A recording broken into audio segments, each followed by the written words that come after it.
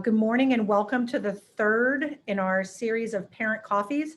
Today's topic is athletic recruiting. So if you're here to listen about standardized testing, you're about a week too late, but go back to the recording. We hope that those of you who are on will listen and learn a little bit about athletic recruiting from Jason Singleton, our athletic director, Darnell Haywood, John Wagshall, and myself. We want to let you know that this session is being recorded. We will send out the recording and the slides in the next Viking voice, so there's no reason to take screenshots or take notes. We'll send this all out. We also want to let you know that the chat feature and the questions have been disabled, but at the end of the presentation, we'll open that up for questions. And lastly, something a little bit different, but important for you to know today, if you hear a recording go on and a voice come through our loudspeakers, that is an announcement for all of the teachers that the registration for the COVID-19 vaccine is open. And we have been instructed when that happens to stop everything we're doing immediately, including this presentation. So you will see a pause if that happens. If it happens at 8:15 or 8:30, you'll see a pause on the screen. And we are being instructed to go ahead and register for that COVID-19 vaccine. Obviously, it's a really important thing for the teachers. So with that being said, we'd like to get things started and kick things off. And I'm going to ask Jason Singleton, our athletic director, to get us started. Good morning, everyone. Happy that we have such a good turnout so early in the morning. Just want to give you a little background about who I am. I'm obviously Jason Singleton, athletic director here at Columbus Academy, and this is my second year at Columbus Academy. I was previously the assistant athletic director at the Ohio State University, and I was over men's and women's basketball at Ohio State.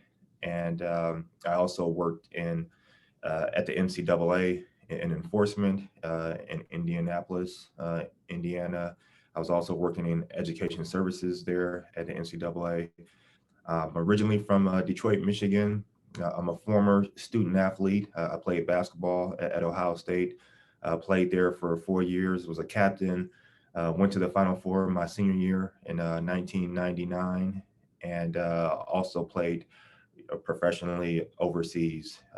I'm really excited to be here at Columbus Academy and working in athletics, and I'm really excited to work with our college counseling group, and I feel like we're going to have a great partnership and do some amazing things with our student athletes here at Columbus Academy. So I'll talk a little bit more about my recruiting and my background as we go through the presentation, and I'll pass it on to Jen. Actually, I think it's going to, is it going to me, Jen, or yeah? But Jen, next time it's going to Jen, Jason, because I don't want to follow that resume and that list of activities. You are amazing. Sorry about that. But next time, really just throw it to Jen. Jason, do me a favor, okay? First of all, it is just so great to be here and with this group. And as Jason said, he's been here for 2 years and I've been here for 13 years. And it's so wonderful to have so many wonderful professionals joining us at Columbus Academy. I really don't have a strong athletic background. I don't have much of an athletic background at all, but I do have experience in college admissions. And I first really learned a lot about athletic recruiting when I was working at Kenyon College in the admissions office. And I was a liaison for a coach and learned a lot about the relationship between admissions and athletics. And I have now worked with hundreds of students through the college counseling process and worked with many, many athletes over the years. I think it's important for us to have this conversation to tell you what we've learned about the process in a general way before we begin our individual conversations with students and families. And now with that, I am going to pass it on to Jen Fitzpatrick. Okay, and I'm going to tell you that Darnell just undersold herself because she's saying she's not an athlete, but Jason and John, did you know she ran the Boston Marathon and crushed it? So take that, Darnell. I'm going to toot your horn. Okay, good morning, everybody. In addition to being one of the college counselors at Columbus Academy, I also have the privilege of serving as an assistant middle school girls lacrosse coach, and it's a job I love. I have played and coached lacrosse. Unlike Jason, I've not played professionally. I did not go to a Final Four, but Jason, the one thing we have in common is we both served as a team captain. And you're going to hear us talk a little bit more later in this presentation about the benefits of athletics and that leadership role. So it's important to just think about some of the things you hear from the different presenters here today. My background and on this topic, this is one that's near and dear to my heart. I've coached at every level from college down to third and fourth grade girls lacrosse. And in my house, I live with a college coach. My husband is a college coach at Denison. So the topic of athletic recruiting is one we talk about all the time. It's woven into the fabric of our daily lives, it seems. And like Darnell, I've worked with hundreds of student athletes on the high school level to go on to the college level. This is something we love to talk about, and I hope that there are some younger parents on this call, because I think it's important to hear some of the topics we're going to discuss early in terms of language to use, in terms of data that we're going to share, success stories, things that you can do, and we're also going to give you some do's and don'ts. We're going to tell you about our experience with different college coaches, and we want to talk about that network of college coaches out there. And the reason I bring this up sort of early in the program is one of the things you'll hear us say is this coach network is very small. These coaches know each other, and you're gonna hear us give some examples. But I'm going to pass it to John, who would like to give his background as well. So good morning, everybody, and thanks, Jen. I'm John Wagshall. It's great to be with you all this morning, especially with this opportunity to talk about college athletics and prospects for your children to be student athletes, because I am just such a fan of the possibilities that exist for students who choose to be and want to be student athletes in college. I had the opportunity to play sports in college. I was a rower at Georgetown University. I used to catch a little good-natured grief about that from my father, who wondered why I would put so many hours into a sport that I was not going to go pro in. But seriously, the life skills, values, friendships, good times, the list can go on and on. Even how it affected me personally, academically, it was a wonderful, positive experience. And as we'll discuss, it's not for everybody, but for the right person, it presents a wonderful opportunity. And we're excited to be here to talk about it with you all. Beyond my college athletic experience, I've coached and worked with student athletes at the high school level as a tennis coach and as a cross-country coach, not only at high school, but also working at a tennis academy with students who are trying to gear themselves for college, or in some cases, professional tennis, which added to a little bit of background to support this process. I also have the pleasure of being the dad of a student athlete and had a chance to observe the college recruiting process from the perspective of a parent, as well as from the perspective of a college counselor, my daughter being currently a sophomore in college, where she plays college soccer. So again, we look forward to joining with you all over the presentation that lies ahead. And with that, I'd like to turn it back over to our athletic director, Jason Singleton. Thank you. Just kind of want to go over the basics of athletics, college athletics. There are 7.2 million high school student athletes. So there's a lot of kids playing high school sports, and out of those 7.2 million, only 7% will go on to play collegiate sports. And when you go on to play collegiate sports, you do have a variety of options. There's a Division I, Division II, Division III. You have a NAIA, and then you also have the option of playing club and intramural sports in college. Here at Academy, we've been very fortunate to have a variety of athletes go on to play at all different levels. We've had males, females, Division I student athletes, Division II, some just doing it for the club, but just wanted to make sure you understand that there's lots of options and lots of opportunities if that's something that you're truly committed to do. And it does turn into somewhat of a job at the next level, and depending on what level you are, you have to kind of understand where you are and understand your level, and most important is be realistic. Everyone, well, not everyone, but lots of kids growing up would love to play Division I football or Division I whatever sport, but you have to be realistic and know your level and know what level you are capable of playing on. Again, the odds are only 7% will go on to play college sports. So I think it's important that you sit down with your coaches and talk to them to get a better grasp of what level you think your son or your daughter can play on, and be realistic. And then also, make sure that's something that they really want to do. It's a major commitment. I always tell families and kids, in order to get something different, you got to do something different. So you have to put a lot of time in to be a great student athlete, and you have to put lots of hours and lots of dedication, and you have to really be willing to put the time in. It's all about putting that time in. So we can kind of move on to the next slide.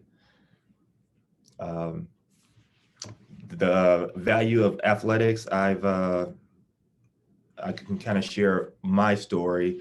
Hopefully I won't take up too much time.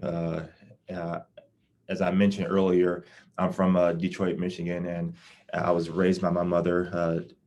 Didn't have a father in my life, and I was fortunate that my mother put me in good schools, Catholic schools, and I was athletic, but not really into sports. And the first sport that I played was baseball. The second sport was football. And then I remember my friends were going to try out for the basketball team, and I decided to just go out for the team because they were trying out for the basketball team. And I was probably the last kid picked. I wasn't very skilled. I didn't have trainers or anything like that. A lot of kids have trainers, and I didn't have that. I was fortunate that I was just hyper and made the team. I remember the first game we were losing. I wasn't getting very much playing time. And at the end of the game, I got in and I was just hyper, diving on the floor, getting rebounds. And then from that point on, I was able to play more and to become a starter. That was the 5th grade. And 6th grade, I got a little bit better. And then I started to grow a little. And then I've never ever been the best person on the team. And I always wanted to work harder than the next person. And whoever the best person was, I wanted to beat them. And I just had an internal drive to push myself to work harder and keep working. And in the 7th grade, I got my first dunk. And I had my first dunk. And that kind of opened a lot of people's eyes to who I was. I got my first letter from Michigan State in the 8th grade. And from there, I went on to a Catholic high school, Aquinas High School, and I was right outside of Detroit. I won the state championship my sophomore year, and then was fortunate enough to get a scholarship opportunity to go to Ohio State. Now, my mother, she knew nothing about sports. She was not very knowledgeable. So all the recruiting, I kind of had to do it myself with a little bit of help from my high school coach, a little help from my AU coach. But most of everything fell on my shoulders.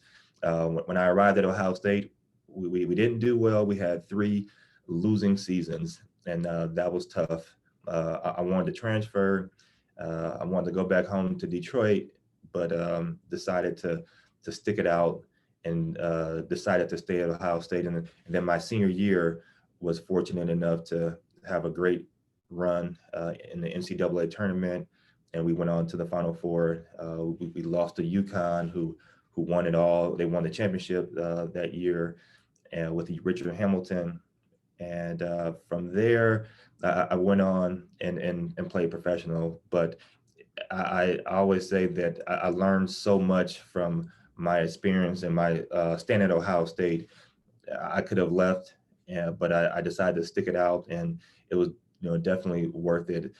There was, for me, being a captain, I wasn't very vocal, but I led by example, and I still am that way today with athletics. There's a lot of transferable skills, and everything that I learned in basketball from my work ethic, I try to relay that into my work ethic now. I'm pretty quiet. I am my only child, so I try to just put my head down, work hard, and good things tend to happen. But sports has been a vehicle for me to get to where I want to get to, and from athletics to professional now, and I've learned so much, and I tell everyone that it doesn't matter what level that you're going to play on, but sports is important. From playing elementary school to middle school to high school, college, whatever level you're on, you're going to learn so much from athletics, and you're just going to teach you so many life lessons, and it's just something that I recommend for everyone.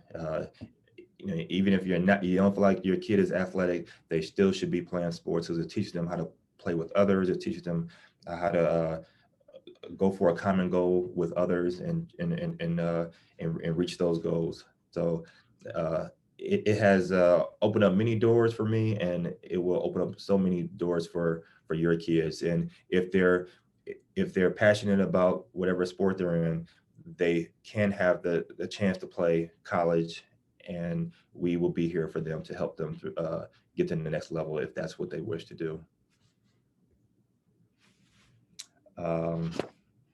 I think for the next slide, we are going to hand it off to John. Hope I don't screw this up again. All right, John, I saw you. Take it away. Thanks, Jason. No, my turn. Right on. Good to go. I want to talk to you all a little bit about some of the different perspectives that you might encounter with recruiting. And here at Columbus Academy, for us, most important is keeping the child at the heart of everything we do. We are child-centered. It's always about the best interest of our students, including those who are student athletes. But this is not always what you get. And so I want to talk to you about these two different perspectives in particular. And let's talk about outside coaches for a moment. And I want to be careful here, because I don't want to unfairly paint outside coaches like coaches of club teams with a broad brush. Many of them are also student-centered, with the best interest of the overall fit in a college choice for a student at heart, much like for us. There are some wonderful people, some wonderful coaches in the club world, but sometimes you also encounter coaches whose focus is to place your student into a certain school in order to pad the athletic stats of that club for public relations purposes, for future recruiting purposes. Or sometimes you'll find coaches who have a particular relationship with certain colleges, and they try to further develop that relationship by supporting students going toward those schools. So you want to just be mindful and careful about this. As an example, I had a student some years ago who was a soccer player who was playing in an academy program and was being recruited by a school that the coaches really supported. But it turned out this school was academically absolutely the wrong fit. Didn't even have the major that this student wanted. But without a proper vetting of things, this student really could have been pushed into the wrong situation. So we just really want to be mindful about this, and keeping fit and match front and center in what we do. And many of you have heard about the expression, the broken leg test. And I almost hate using the phrase because it sounds so negative, but if heaven forbid something were to happen, you're injured and you're not able to play in college, are you still happy to be there? Are you at a school that was overall academically, socially, and athletically the right fit for you? And it's important to consider this. I always say, though, it even goes beyond that broken leg test, and consider this. Even if you're just focusing on the athletics, do you not think that you're going to be a better overall and happier overall student athlete if you have a good fit in terms of your entire experience at that school, location, academics, social life, as well as athletics? So it's just so important to really think about the overall fit. If we can go to the next slide. Speaking of fit, if we're going to get this right, we got to ask some questions, some early questions. Am I honestly good enough for this athletic program, strong enough for this athletic program that I think I'm interested in? For example, am I tall enough? Am I fast enough to actually be a candidate there to make this roster? And sometimes, most of the time, especially in sports that don't involve easily measured things like clock sports like swimming and running, this means we're going to have very direct and important conversations with coaches. You're going to want to have those conversations and ask for feedback from coaches about exactly what is my level of play. And sometimes these are uncomfortable conversations. Sometimes people sort of don't want to get this feedback out of concern for what it might be, but it's important to have clear eyes on where exactly you stand as an athlete when it comes to the potential recruiting process. We talk about the scenario of a tennis player who is looking at a potential college roster and it looks like, hey, everybody on that roster is 6'1". They're coming from all over the world, truly international roster. And what's interesting is that every one of those kids is in the top 100 of the under 18s, or was in the top 100 of the under 18s in the world. And now I'm looking at me, and I'm 5'6", so I'm shorter than those folks. And I'm also in the top 100, but it wasn't the top 100 around the world. It was the top 100 in Ohio. And so that might tell me that I got to slow down and really think about this one. Is that the right fit for me? Or maybe I should be looking at something else. Clock sports give us the advantage of being a little easier to measure when it comes to getting a sense for where we're going to fit in. So, for example, you can see on the graphics here on the screen, hopefully, imagine a female, a student athlete swimming the 50 free, swimming with a 26.55 in the 50 free. Darn good time. But I'm interested in Kenyon, or she's interested in Kenyon. Is Kenyon going to be the right answer? We're looking at the times at Kenyon, and we see, yeah, probably not. Great work, but not quite there for the Kenyon program. But Sewanee, the University of the South, also has a very nice program, and the time there is going to actually make you very competitive for that program. So again, we're looking at the data and making an informed decision about what seems to be a good fit, and we make sure that we're doing what we can to direct our recruiting efforts in the right direction. All right. So with that, Jen Fitzpatrick, over to you. Okay, so we want to let parents know what are some things that you can do to help your student athlete. So these are some to-do lists for you. You can actually learn a lot about a team before you invest too much time, energy, and money in a particular college. One thing we always talk about, looking at rosters. So you heard John talking about a tennis example, football, lacrosse, right? Go to that roster and see, do they have 14 linemen, or do they need some linemen? What year are those linemen? Goalies, this is really easy. Do they have one goalie and she's a senior? Guess what? They need you badly. If you're a goalie, they're going to be recruiting the heck out of you. It's really easy to get a look at where are kids from, right? So in field hockey is the best example, right? We know that Kentucky, Ohio, those are hotbeds of field hockey. If you're looking at a college roster, do you see other kids from Ohio or no? Lacrosse, same thing. You see, are they filled with kids from New England, or are they going to take a chance on a kid from Ohio? Times and events, John talked a little bit more about that. Even if you're in the time, or you see yourself falling into that time, if they have 13 sprinters, they may not be looking for another one. So you can easily go on, look at rosters. These are listed on every college's athletic page. So let's say you find a school and you think, okay, they need me. I think I have a chance here. I'm falling within their times. I look like I'm about their sizes. They're recruiting kids to my geographic area. So I think the biggest mistake we see kids making is they say, I'm just going to sit down and bang out an email to a coach. And that's kind of like the cold call you get to renew your car warranty, right? As adults, we get about 13 of those if you haven't blocked that number. That's how it feels to a coach if you just pick up the computer and start typing in.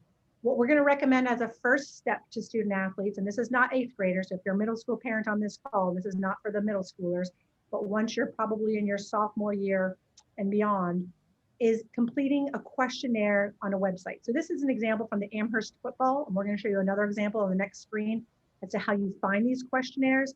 This questionnaire is going to ask you a lot of detail. So for this particular sport, You'll see football, they're going to ask you position you play. Later on, they're going to ask you, what's your time in the 40? How much can you bench press? These are things that are important to this particular sport. Other sports are going to ask you, what's your jersey number? What's your club team? What's your club team's contact so that they can follow up? This information is placed into a database at that particular college.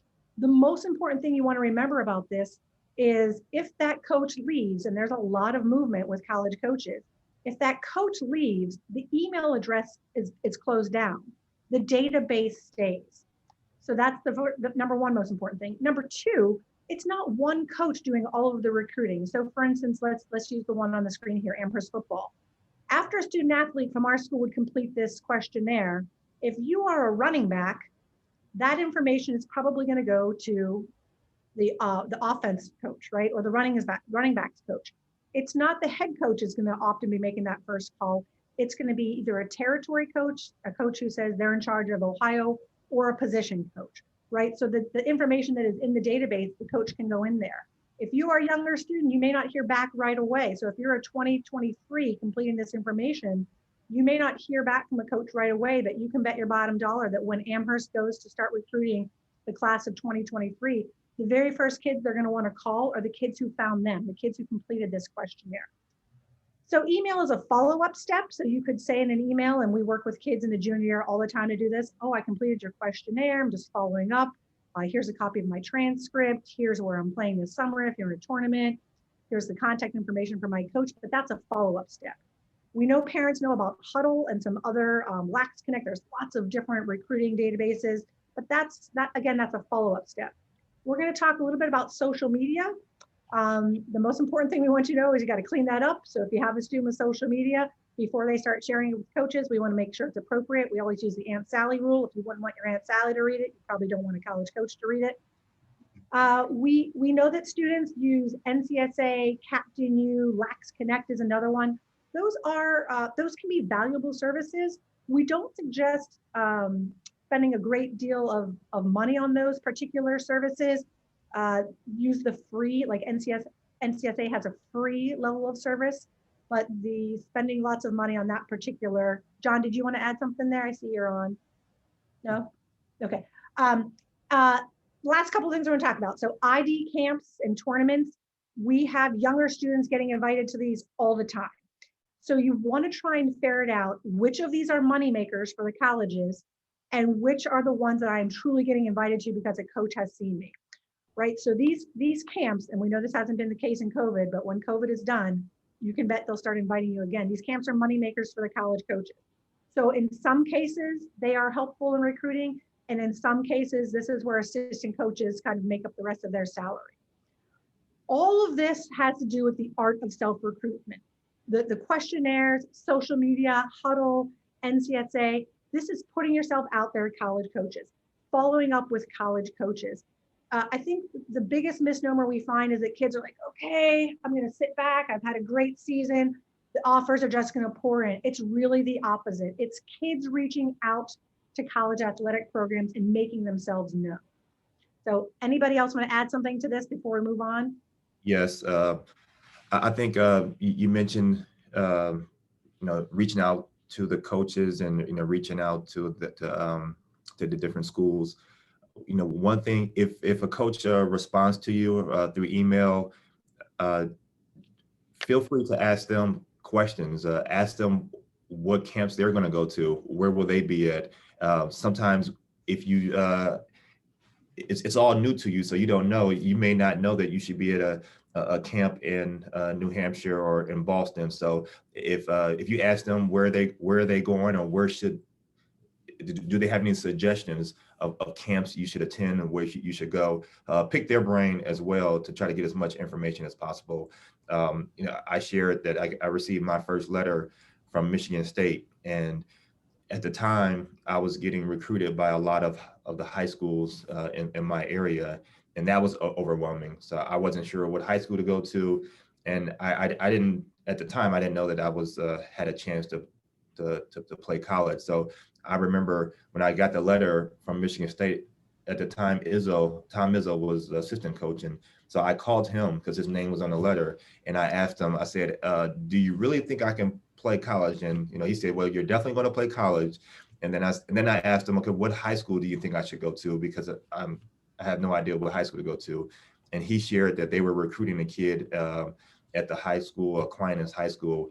And if I went there, I probably would, we had a lot of FaceTime with these coaches also. So I think it worked out for me. I ended up going to the high school that I picked because Tom Izzo suggested that. And I didn't end up going to Michigan State, but I built a good relationship and I asked lots of questions and I kind of learned about the process that way. So I would suggest you make sure you ask lots of questions if you have the opportunity to talk to any college coaches. I would add just one quick point here also. Jen mentioned the importance of being proactive in reaching out to coaches. And once you get past the initial questionnaire and you're writing a letter to a coach, one thing you really want to students want to keep in mind as they write the letter is that the coaches are getting on the road to see people much less at the moment compared to what they would be doing in a non-COVID environment. And so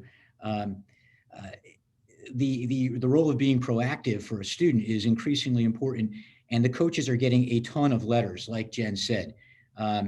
And one of the things that we find based on feedback from coaches that is important is to add some language in the opening part of a letter indicating that you have actually researched that school, that the students researched that school, has done some homework, and has reason to believe that that school is actually a good fit. Not much, we're talking about a sentence or two, but something, because in many instances, without that sort of feedback, the coach will deem it to be just one more letter in a mass mailing, and it finds its way to the round file. Okay. Okay, thanks, guys. So we're going to show you quickly how to find one of these questionnaires. We're using Trinity College Women's Squash as an example, the ever popular women's squash team. I think all of my racquetball partners throughout my life would be shocked to know I'm getting recruited for squash. But let's say I really want to play squash at the next level. So the very first thing you're going to go to is the Trinity College Athletics page. And under sports, you see I have that highlighted on the first screen, sports, you're going to find squash and click on squash. Number two, when you're on that squash website, you'll see something that says more or athletic recruits or prospective student athletes, something of that nature. And if you click that, you will often find the questionnaire. The questionnaire, like we said, is important because it's going to ask you the question the coaches want to know, right? So in an email, you can tell them anything you want, but completing the questionnaire is going to give the coach the information that they want. And that's really important. I think the big thing that as parents we can help our kids with is to say, are you following up? Are you reading your email? You may be shocked to know that high school kids don't like to read email. They will read their texts. They will read every Snapchat that they have before they go to bed. But for some reason, they have an aversion to email. But this is how the adults, the people who are going to recruit them, will communicate. So they've got to be reading their email as a follow-up. That's where you will be invited to recruiting Zooms are happening right now. Recruiting phone calls for Division III, those can happen at any time. There are silent periods and open periods for Division I, but for Division III, that is a wide open field right now. And you've got to know when that's happening by reading your email. Okay, so I'm going to pass it on to Darnell right now, who's going to give you a little bit more advice. I hope it's good advice. I think that this group has just been wonderful, and I'm just going to sort of dive into a couple of things we've already talked about just to recap for you. I think I want to let parents know on this, as this process varies so much by sport. So if you are a female volleyball player, you want to learn about what they're looking for at the schools, how big their rosters are. You want to think about, what the right match is. And that may be different for kids based on the popularity of the sport. Soccer, very popular, very hard to get a roster spot. And there may be other sports that they're saying, we want to fill our team. You have a better chance of getting recruited at this particular sport. And the difference between clock sports and the sports that I like to say is you're as good as a college coach thinks you are. Not as good as you think you are, not as good as your parents think you are, not as good as your high school coach thinks you are. There are certain sports that are just recruited by the coaches. And in terms of thinking of the child, we heard Jason's example of getting information in 8th grade. That is because he's an exceptional athlete, an exceptional person, and he had that, and those colleges found him. And then Jason did everything in his part and more to make this happen, his dream happen through this.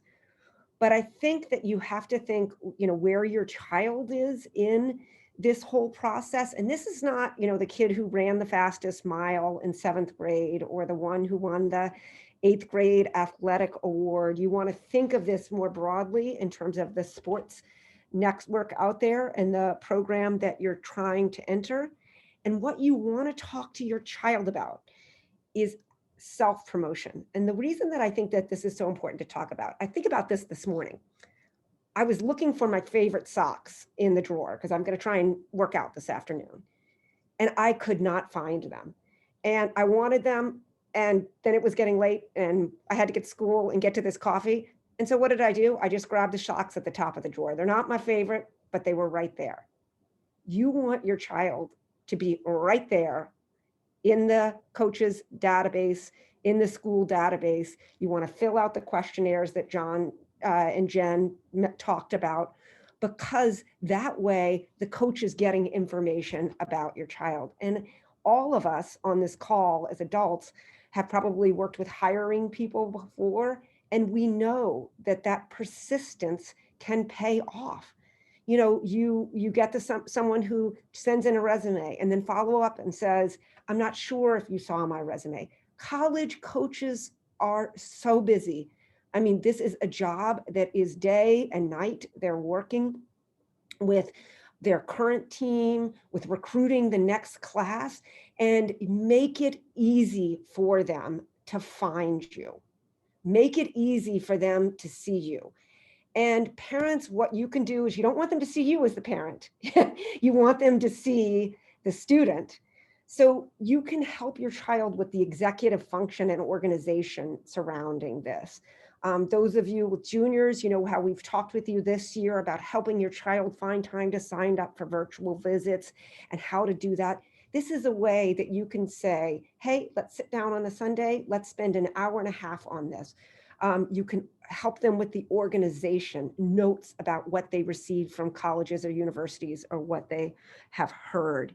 And we like to call this a little bit about the athletic recruiting, and we want to make you aware of this, is that college coaches choose who they want on their team, and sometimes that takes away an element of choice from an athlete in terms of their college process. If a child is saying, I really want to row in college, or I really want to run cross country, we're going to ask them to cast a wide net with colleges and universities, and then they will end up at the end following what coaches want them. So we want college athletes in many ways to be more open to different colleges and universities than some of our other students, because there's so many different ways that this can play out.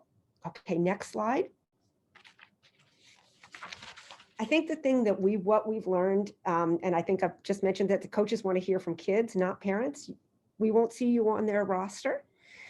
We want to let you know that this can be a little bit of a roller coaster ride, that college athletic recruiting is a process on top of a process.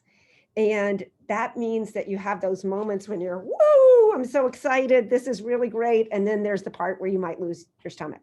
And what we say about that is because this process is a little bit of a journey, and there's some unknowns in it. And I think as much as you can say in that, okay, we're going to wake up each day, we're going to do with what's in our control.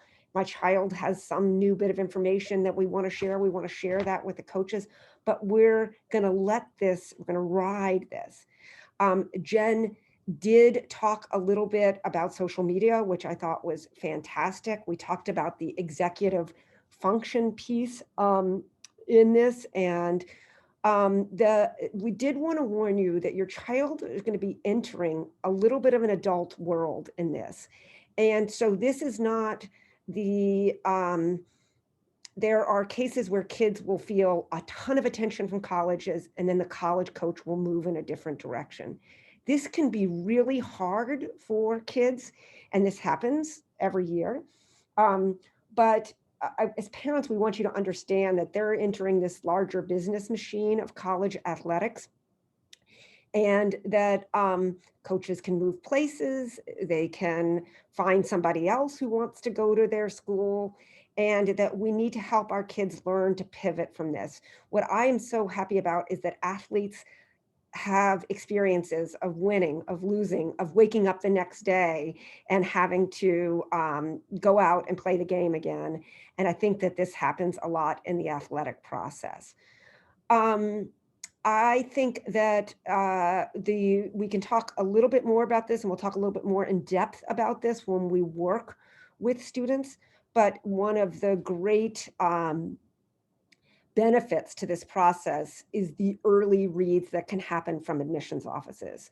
And that can be, if a college coach has decided they want you, they can support you in admissions. We've all worked at that before. And then we may know a little bit more about what's going to happen with the admissions decision. I am going to say I feel like I always get started on a tangent and miss maybe a couple of things. So if anyone wants to unmute and feels that they have something to say, I'm going to start with Jason and see if he has anything, or then we'll go Jen and John.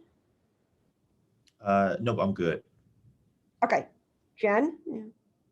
One thing I would add is just this piece about college coaches. So this is something I think parents can really help with in training their child, especially in the beginning. So if your athlete gets some communication from a coach at a school and your kid says, ugh, I would never go to that school, I would rather not play my sport. It's really important that you talk to your student athlete about how to let that coach down.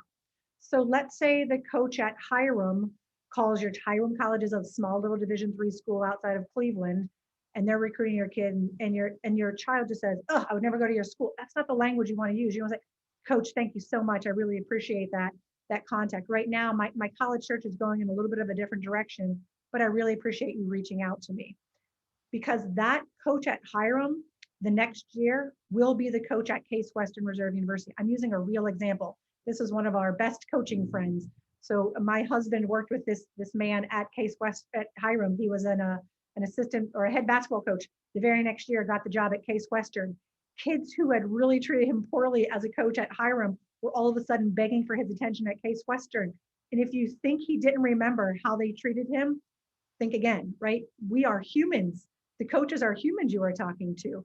I also think that you can ask a coach very politely, Coach, your particular, I really like you as a coach, but your particular college I don't think is a good fit for me.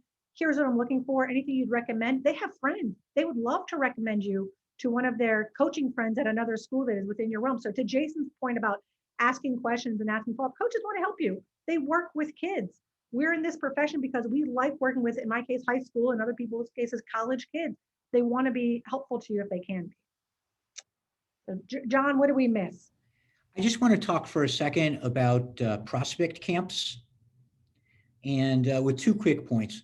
One is if things open up for prospect camps and your children are looking at going to some of these, we do recommend that you not go to a prospect camp at what you think of, at what your child thinks of as his or her first choice school. Give yourself an opportunity to get exposure to what those things are like before you go to the first choice. The other thing is just to be careful when it comes to dealing with the advertisements for the prospects camps. Sometimes your child will receive an email with an invitation, and it sounds very personal, really nicely crafted for your child, but in fact, it is a mass mailing.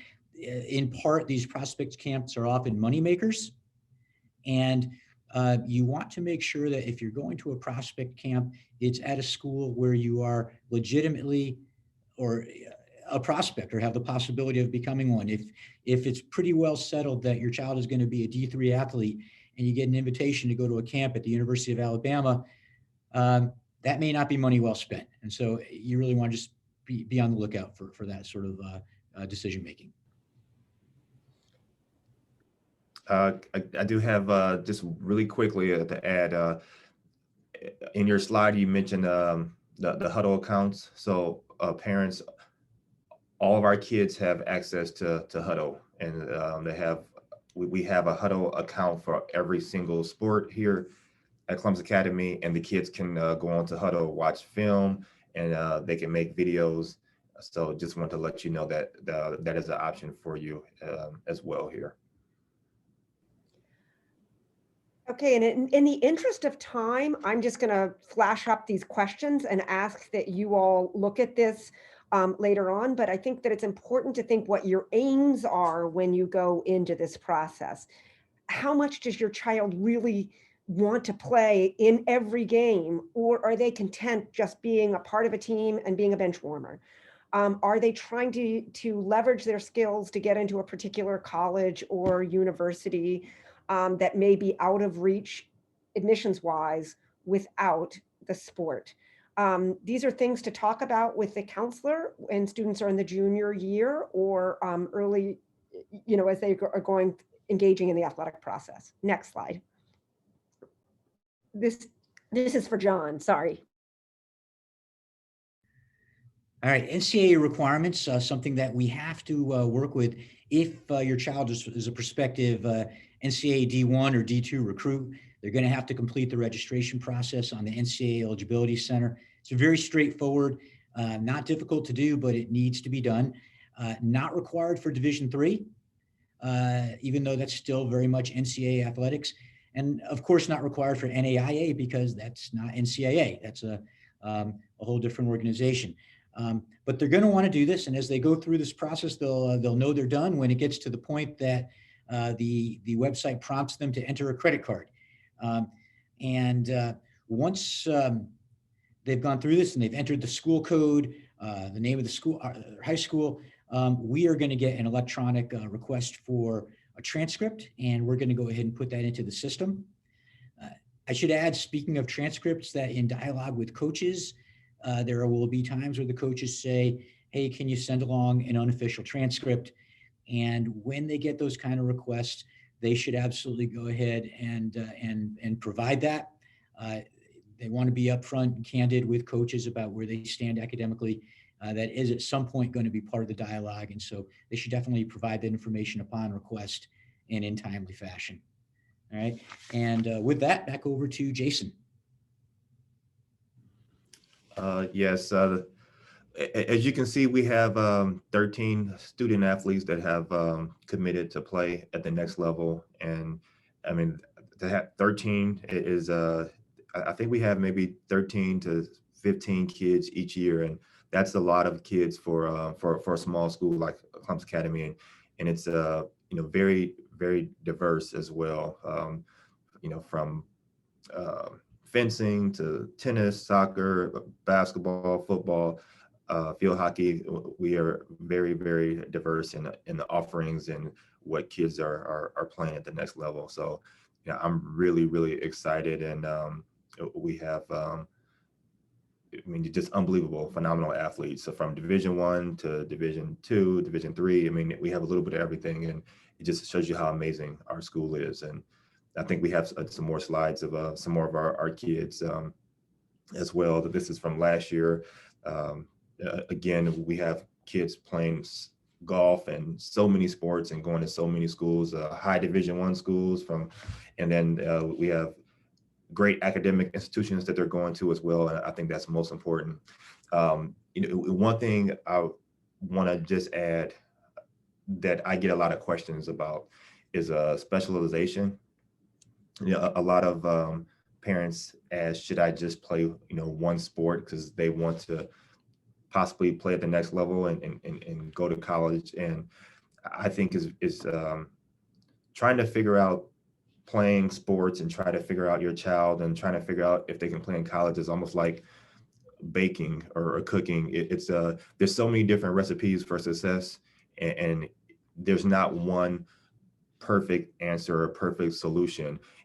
But you have to know your child, and you have to really be able to look at their skill level, their game, and know what they need. You may need a little more sugar. You may need a little bit more flour. You may need a little bit more conditioning. You may need more agilities. You may need more development. So you have to really look at their game and see what they need more of. And then, you have to know your child and your child's ability. My son is in the 7th grade and he ran cross country, and I thought that was so important for him because cross country is a really tough sport, and he was able to understand his body more and how hard he can push himself. And I think in a sport like swimming and in a sport like cross country, you really know how far you can push yourself. And I think that's good for him to learn how far can you go and how much more do you have left in the tank, and that would help him in other sports. And I think some sports, you may play tennis and you may want to run track so you can help get faster with your agilities. I think the more sports you play, the more of an athlete you're going to become. And when I talk to college coaches, a lot of them are looking for athletes, whether it's baseball, lacrosse. They're looking for athletes, and they can teach you to score, or they can teach you to play defense, but it's hard to teach you to be a good athlete. And I think playing multiple sports helps you become a good athlete. And then there may be a time towards the end where you have to buckle down in one sport, but I believe playing multiple sports will help you become a great athlete and get to the next level. Again, my first sport was baseball. My family was a baseball family. My second sport was football. If I specialized in baseball, I would have never played basketball, and basketball is what worked out for me. So by playing multiple sports, you'll figure it out, and you'll figure out what comes natural and what comes easy. And just kind of wanted to add that. So we are we are here for you, and we want to help you get to the next level. We've showed you lots of pictures of kids who are going on to the next level, and we're trying to figure out who's next. We want to help you be in those pictures, and we want to help your child get to the next level. And my door is open. Please come to have your son or daughter reach out to the coaches, reach out to me, and let us know what your goals and what your aspirations are, so we can talk to you and help you know where you are and what you need to do to get to the next level. And our college counseling, they're here to do the same. They're awesome, and with all of us behind you, I think we can get a lot accomplished. So we are going to ask you to type your questions into the chat, and we're going to stay on and answer as many of these as possible. So I'm just going to read off the first question. How do you inquire about club sports at the college level? It's a great question. So a lot of these colleges have very robust websites, both for varsity, club, and intramural sports. So that's the first place I would turn to, is the college website. Some of the club sports are actually fairly selective, like the men's club soccer team at Miami University here in Ohio. We have a student playing, and that was a tryout situation. Intramurals is sort of take everybody as they come. But the first place I would turn is the college website. And this is another great question to ask when you are doing, this is for juniors really, when you're doing college Zooms, when you are meeting with college representatives, when you are visiting colleges later, when the world opens up again. These are great questions to ask as you visit colleges. So I'm going to let Darnell take the next question. Yeah, the next question is actually a good one. And we have given this in modified form before to students, but I think after this presentation today, we may just send this out to the recording out to students who are interested so that they're able to see this. I think we provide a lot of information here. We provide some of this to students, but I think that the complete information could be helpful to them. Thanks.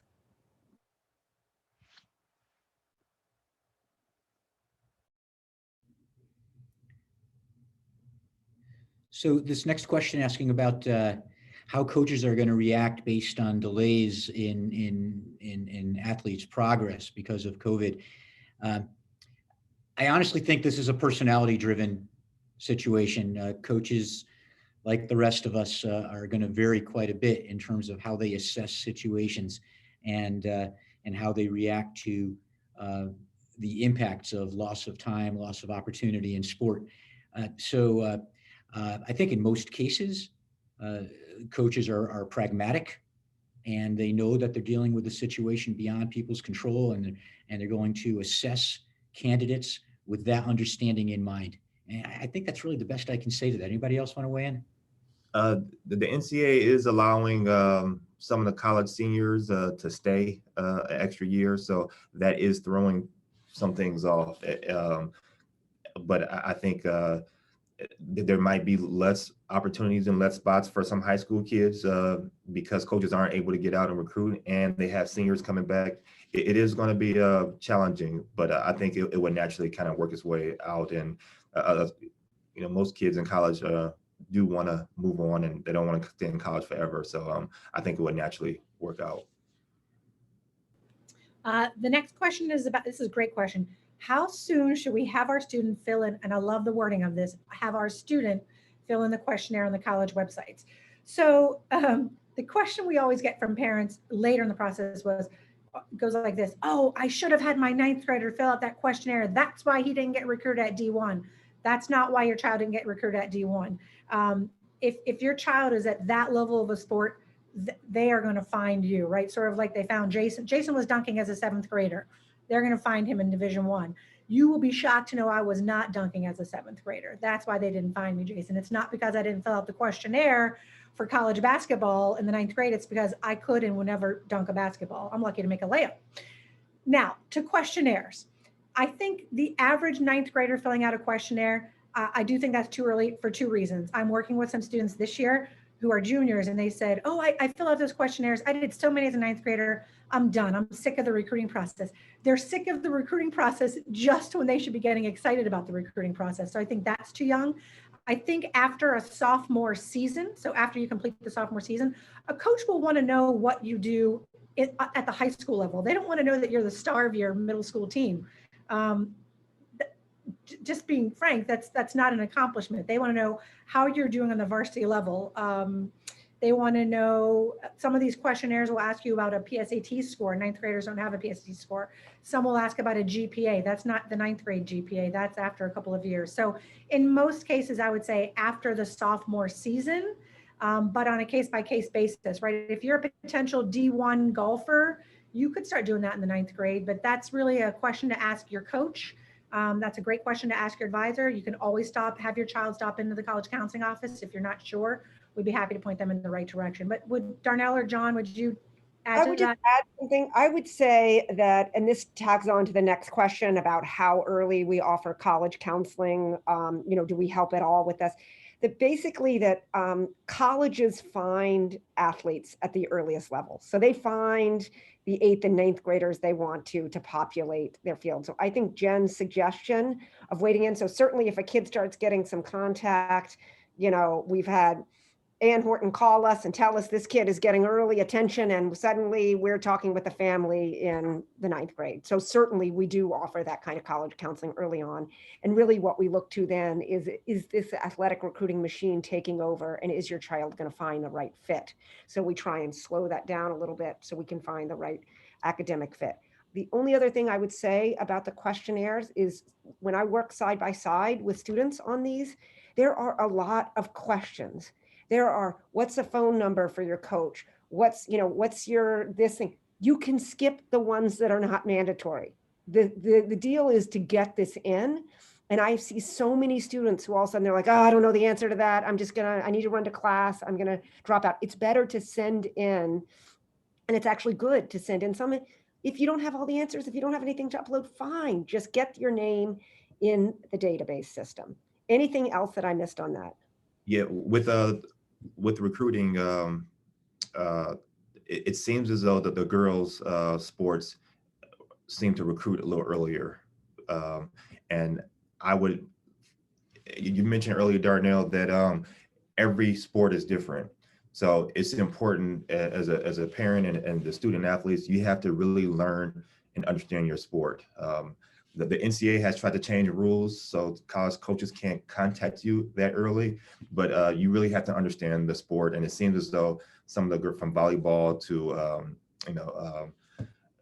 softball and different sports on the girls' side, they tend to recruit earlier age than on the boys' side. Boys are still developing, they're still growing, so they may recruit at a later age. So the key is just learning your sport and understanding your sport, and because every sport is different. Panelists, I think it is past 9 o'clock, so if people need to leave, that's fine, but I think I'd like us to take the next couple of questions if we can. And Jason, I think you talked about this. One parent is asking, does CA film home games that students can use for recruiting purposes? I'm wondering if you can address that.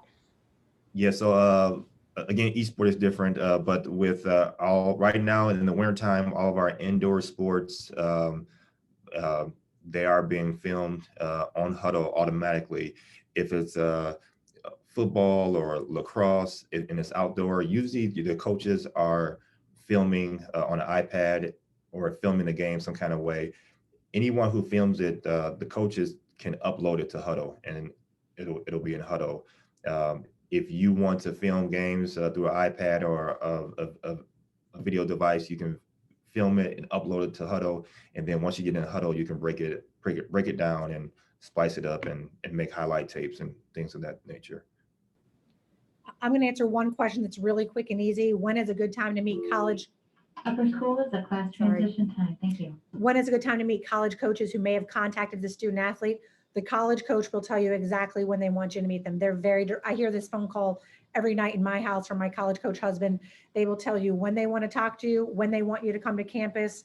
They will give you an exact timeline of what your process will be. So just listen to the college coach on that one. Last question I think we have time for. What are the ins and outs of walk-on versus scholarship? Does walking on give my child a better shot at getting into the college of my choice? The answer is an easy no. If you're a walk-on, you're not recruited. That means there will be no discussion between college athletics and college admission. So this goes back to a question we get a lot, not from parents to us directly, but outside parents will say, oh my gosh, that student was the best lacrosse player you had on your team. I can't believe she's not going to play at the next level. Remember, the kids get to choose this. That student may not have wanted to go and play. So their choices may have been, I can play a really high D3 lacrosse, or that child may be saying to their college counselor, I've always dreamed of going to an SEC school and being in a sorority and studying marketing. Well, you're not going to get that at a D3 school. So this goes back to the college counseling and the piece of, we really want what's a best fit for that student and that family. So the walk-on though, that's going to be no communication between athletics and admissions. So it will not help in college admissions at all if you're a walk-on level athlete. Did we hit all the questions? I think we did. Okay, Jason, John, fantastic.